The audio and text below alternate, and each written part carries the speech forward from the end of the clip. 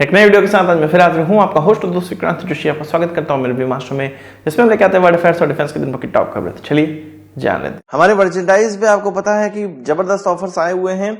ये कुछ T shirts हमारे स्टॉक में बची हुई हैं जो कि 200 प्लस शिपिंग में आपको मिल जाएंगी। इसके अलावा 350 रुपए में कुछ टी शर्ट्स हैं जो कि आपके घर फ्री डिलीवरी के साथ पहुंच जाएंगी। किड्स टी शर्ट ग्राफिक्स वाली 500 में 3 आपके घर पहुंच जाएंगी, और अगर आप ग्राफिक्स वाला नहीं लेना चाहते 400 रुपए में ये आपके घर पहुंच जाएंगी किड्स टी शर्ट 3। आपको डिसाइड करना है, व्हाट्सएप नंबर स्क्रीन के सामने है, हमसे संपर्क करिए और इनकी बुकिंग सुनिश्चित करवाइए। स्टॉक बहुत ही लिमिटेड है, जल्दी खत्म होने वाला है। अपनी सबसे पहली खबर की बात करेंगे तो स्पेसएक्स की तरफ से निकलकर सामने आ रही है।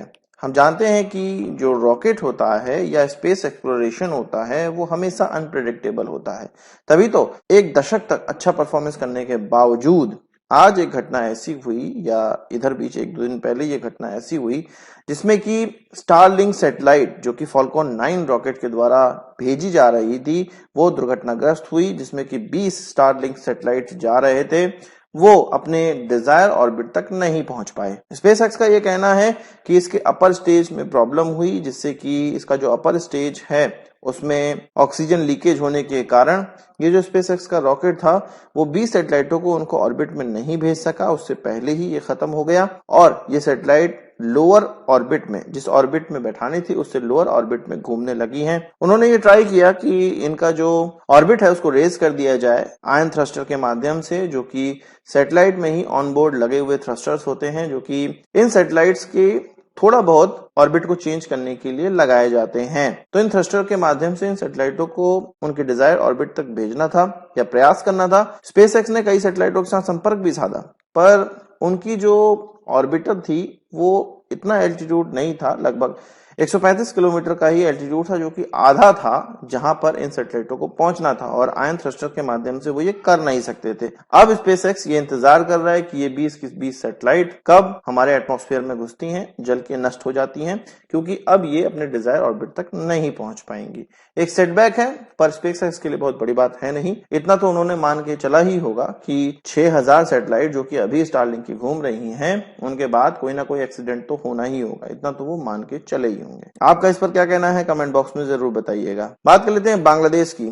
तीस्ता रिवर पर एक प्रोजेक्ट बनना है, या आप कह सकते हैं कि तीस्ता रिवर का अच्छे से इस्तेमाल किया जाए या उसका मैनेजमेंट अच्छे से किया जा सके, ये चीज बांग्लादेश करना चाहता है। भारत के साथ ट्रीटी बांग्लादेश की तीस्ता रिवर पे पूरी तरह नहीं हो पाई थी क्योंकि ममता बनर्जी के द्वारा उसमें अड़ंगा लगाया गया, 2011 से ही लगाया गया है। पर बांग्लादेश तीस्ता रिवर को या तीस्ता रिवर का जो भी पानी बांग्लादेश के अंदर जाता है उसका अच्छे से यूटिलाइजेशन करना चाहता है। इसके लिए चीन मौके का फायदा उठाया और चीन ने बांग्लादेश के सामने ये प्रोजेक्ट रखा या ये मसौदा रखा कि इस जो रिवर है इसका रिस्टोरेशन और मैनेजमेंट हम आपको करके देंगे, इसकी फैसिबिलिटी स्टडी हम करके देंगे, और इसमें लगभग $1 बिलियन लगने वाला है। भारत ने भी कहा कि जब तुम चीन से करवा सकते हो हम खुद कर सकते हैं, हम इसका कॉम्प्रिहेंसिव मैनेजमेंट और रिस्टोरेशन के बारे में जो स्टडी है, फैसिबिलिटी स्टडी, वो हम खुद कर सकते हैं। अब बांग्लादेश के ऊपर ये डिपेंड था कि वो चीन का हेल्प लेता है कि भारत का हेल्प लेता है। अब बांग्लादेश की प्रधानमंत्री शेख हसीना की तरफ से कह दिया गया है कि भारत की तरफ वो जाएंगे इस $1 बिलियन के प्रोजेक्ट के लिए, क्योंकि भारत भी एक पार्टी है तीस्ता रिवर अग्रीमेंट में और भारत से बेहतर इसको कोई कर नहीं सकता है। यहाँ पर भारत का एक कंसर्न था कि अगर चीन इस तरह के जो प्रोजेक्ट हैं उसको करेगा तो भारत का जो चिकन नेक है वहां पर भी चीन अपनी फैसिबिलिटी स्टडी करेगा, और मैनेजमेंट करने की जब बात आएगी, बांग्लादेश तक जाने वाली इस रिवर की मैनेजमेंट करने की बात आएगी, तो जहां से ओरिजिनेट हो रही है, जहां से जा रही है, इन सभी चीजों पे मैनेजमेंट लगेगा। तो भारत का एक कंसर्न था कि चीन की ये स्टडी भारत की सुरक्षा के लिए सही नहीं है, और ये चीज बांग्लादेश को बताया भी गया। बांग्लादेश मान गया है, अब वो भारत के साथ जा रहा है। आपका कहना इस पर कमेंट बॉक्स में जरूर बताइएगा। जब चीन की बात ही चली है तो चीन की 6th जनरेशन एयरक्राफ्ट की बात कर लेते हैं। अभी हम लोग 5th जनरेशन एयरक्राफ्ट बनाने के लिए स्ट्रगल कर रहे हैं और चीन या अन्य देश भी 6th जनरेशन एयरक्राफ्ट के बारे में सोचने लगे हैं। चीन की तरफ से तो ये भी कह दिया गया था 2019 के समय में कि 2035 तक वो इसको बना लेंगे, उड़ा लेंगे, मास प्रोडक्शन स्टार्ट कर देंगे। कुछ यूएस के जानकारों की तरफ से भी कुछ कहा गया है, अब वो चीजें निकल कर आ रही हैं कि हाँ, चीन सही रास्ते पे है। चीन सीक्रेटली 6th जनरेशन एयरक्राफ्ट पे काम कर रहा है, पर इसमें क्या क्या क्वालिटीज होनी चाहिए अभी इसको फ्रीज नहीं किया जा सका है। इसमें कुछ क्वालिटीज जैसे कि एआई और साइबर वॉरफेयर, क्वांटम कंप्यूटिंग, इसके अलावा ऑप्शनल पायलट, ये सारी खूबियां नए एयरक्राफ्ट में होगी, 6th जनरेशन एयरक्राफ्ट में होंगी। साथ ही साथ उसका स्टिल्थ कैपेबिलिटी और ज्यादा बढ़ चुकी होगी। पर यूएस एयरफोर्स या यूएस के जानकारों का ये कहना है कि जहां यूएस इस चीज में स्ट्रगल कर रहा है कि next generation air dominance fighter program को किस तरह से आगे बढ़ाया जाए, वहीं चीन इन सब चीजों के बारे में सोच के आगे भी बढ़ने लगा है और अपने ट्रैक पर पहुंच चुका है। चीन अगर 2035 तक इस एयरक्राफ्ट को उड़ाना चाहता है तो 2028 में इसका प्रोटोटाइप निकलकर सामने आ सकता है। वहीं कुछ जानकारों का यह भी कहना है जो कि चीन की स्टडी करते हैं, अमेरिकन इंस्टीट्यूट में है, उनका ये कहना है कि 2028 तो नहीं पर 2030 या 2031 तक हम देख सकते हैं कि चीन कोई ना कोई प्रोटोटाइप उड़ाएगा और इसके 7-8 सालों में इसका मास प्रोडक्शन हो सकता है। पर इस टाइमलाइन पे स्ट्रिक्टली चीन फॉलो करता है कि नहीं करता है, ये देखने वाली बात होगी, भविष्य की बात है।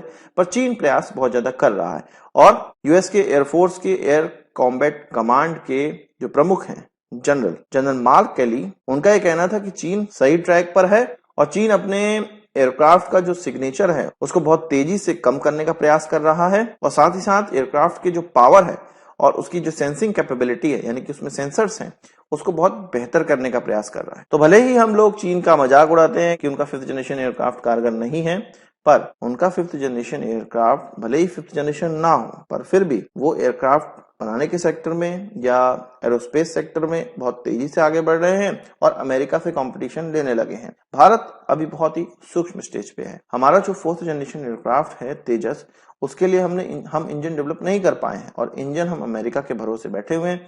तभी तो पूरा स्ट्रक्चर खड़ा होकर तैयार है तेजस मार्क 1A का, पर भारतीय एयरफोर्स को वो डिलीवर नहीं हो पा रहा है। वो इसी कारण डिलीवर नहीं हो पा रहा है क्योंकि अमेरिका से इंजन उसके लिए नहीं मिल पाए हैं और जो रिजर्व इंजन है अब HAL उसका इस्तेमाल करने चाहेगा। रिजर्व इंजन का इस्तेमाल इसलिए करना पड़ रहा है क्योंकि जिस इंजन की खेप की डिलीवरी जून मई तक हो जानी थी, तो जून 2024 मई 2024 तक, उसकी डिलीवरी कहा जा रहा है कि सितंबर 2024 तक होगी और ये एयरक्राफ्ट डिलीवर नहीं हो पा रहे हैं, जबकि हमारी तरफ से HAL की तरफ से सारी चीजें कर ली गई हैं। आपका इस पर क्या कहना है? इस जो इंजन को लेकर हमारी अपंगता है उस पर आपको क्या कहना है? कमेंट बॉक्स में जरूर बताइएगा। आज की इस वीडियो के लिए बस इतना ही। आशा करता हूँ वीडियो पसंद आया होगा। आपको एक बड़ा सा जरूर देंगे। इस वीडियो संबंधित सवाल सुझाव हो कमेंट बॉक्स में जरूर लाइएगा और यदि आपने हमारा चैनल सब्सक्राइब नहीं किया उसे भी कर लीजिए क्योंकि हम इस प्रकार की वीडियो लाते रहते हैं। नमस्कार, थैंक यू, जय हिंद।